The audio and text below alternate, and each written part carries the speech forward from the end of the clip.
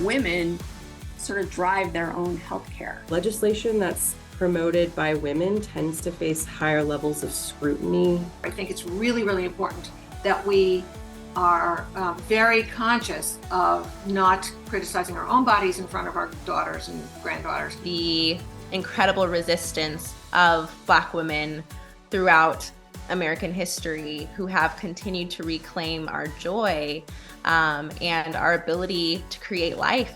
Everything that we have achieved is something that had to be fought for. Being open about what's available, what we want to continue to be available, that is what is essential. The best thing you can do is to model the behavior. Focus on the magic and on the beauty and on the joy. How can we make the conversations around birth control or fertility, et cetera, how can we make these conversations less loaded? I really do emphasize to my patients that it is very, very important to have these wonderful open conversations. What are their options? What are their lifestyles? And, then we go on from there. What do you want to do? Like long-term plan, what is your short-term plan? And, you're going off to college, things like that. Yeah, I would say my biggest pet peeve is just the lack of education and misinformation that is out there. It's so frustrating and oftentimes even infuriating for me personally, because sometimes the information is just so blatantly wrong. Right. And decisions are being made off of this wrong and incorrect information. So that just it's really a struggle for patients and clients as well as the providers. Can you talk about why it's important to know what choices we have and even how you feel about that misconception about the options I mentioned being only for people who don't want children?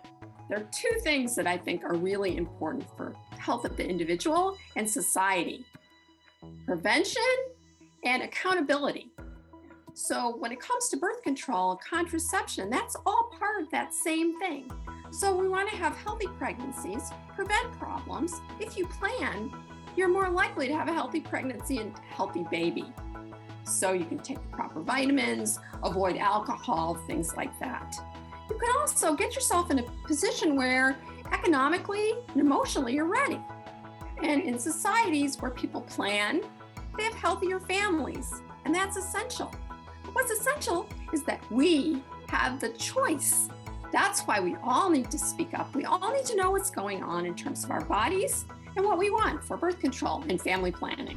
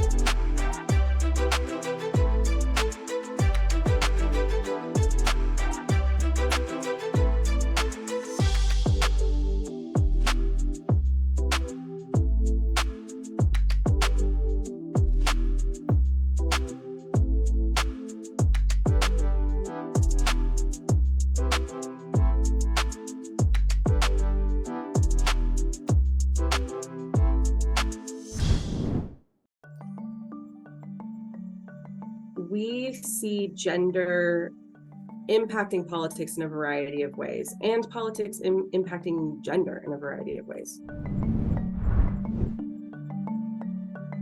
We have the most women in national government in history. So we're sitting at about 27.9% women in Congress, with 25% in the Senate and 28.5% in the House of Representatives. And this is a pretty big deal because just 10 years ago, there were only 100 women across both legislative bodies. And so what we've seen is a pretty marked growth in the representation of women at the national level. There are just as many women in the electorate that are qualified to run for office as men. But as we move down the pipeline of a woman going from qualified to be a candidate to actually considering being a candidate, a lot of women drop out and men don't. So more men are viewing themselves as qualified to be a candidate. And then from there, what happens is the party serves as a gatekeeper. So the party decides who their candidates are going to be. And we see a drop off there as well. So we tend to see, again, fewer women are reaching the candidate level and running for office. There are extra obstacles and extra hurdles for women of color in trying to get elected to government or being represented. So where white women face gendered stereotypes and perhaps access to funding, Black women face not only gendered stereotypes, but also racial stereotypes and also access to funding, since we know Black women make even less than white women when looking at the gender wage gap. This is incredibly important in diversifying viewpoints, because really you can't have the best government you can possibly have if voices are excluded from it.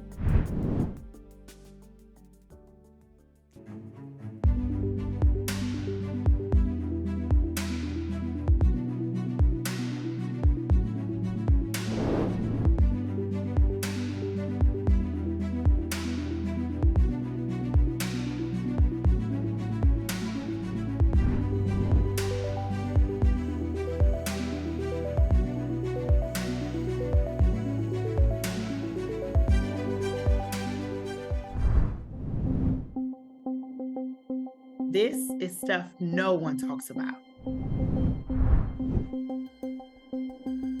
I was unhappy. My mental health had started being affected. I felt, and the easiest way to describe it is like a wet cat backed into a corner.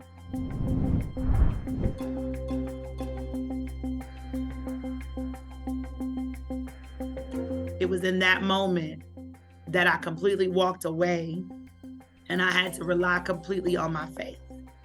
And especially because in that moment, we were also being told we couldn't dare open a center and be talking about Black providers taking care of Black patients, and we wouldn't get any funding to do it. I mean, here we are thriving with that conversation. So I think that entrepreneurship involves a lot of faith. And I think for me personally, it's the politics and policy that I wish I would have known that I had to know and get more involved. I think one of the biggest things that we don't talk about when we talk about healthcare, especially, and increasing the pipeline, is the policies involved. Every Black midwife can't afford to go to graduate school. Every Black midwife can't afford to take on the debt, right? Or the time if you already have a family. We need our elected officials to get involved. Number one, to get rid of the standard care agreement that we see in Ohio. We're paying a collaborating physician to essentially sign off on our charts that we get some advice from, but that's a requirement from the state of Ohio, which limits a lot of Black providers from being able to start their own practices because they don't have the funding to be able to do that, nor do they have the resources to seek out a collaborating physician. So that's something huge, that the standard care agreement, payment for doulas, and even opening up the scope of midwifery in Ohio, that we're now, I am especially starting to get more involved now, so that more Black midwives can walk away from these systems, keep their sanity, and then provide the care that we know that Black women need.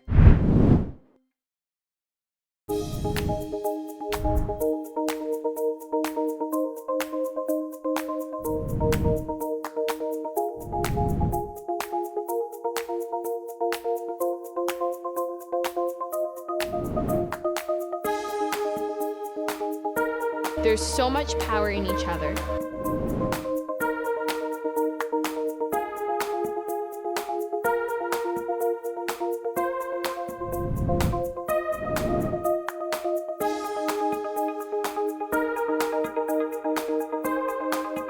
Congratulations, Naomi! No more booing!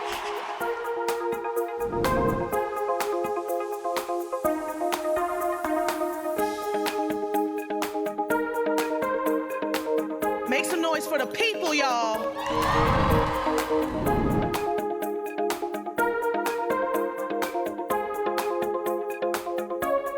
Power will always be to the people.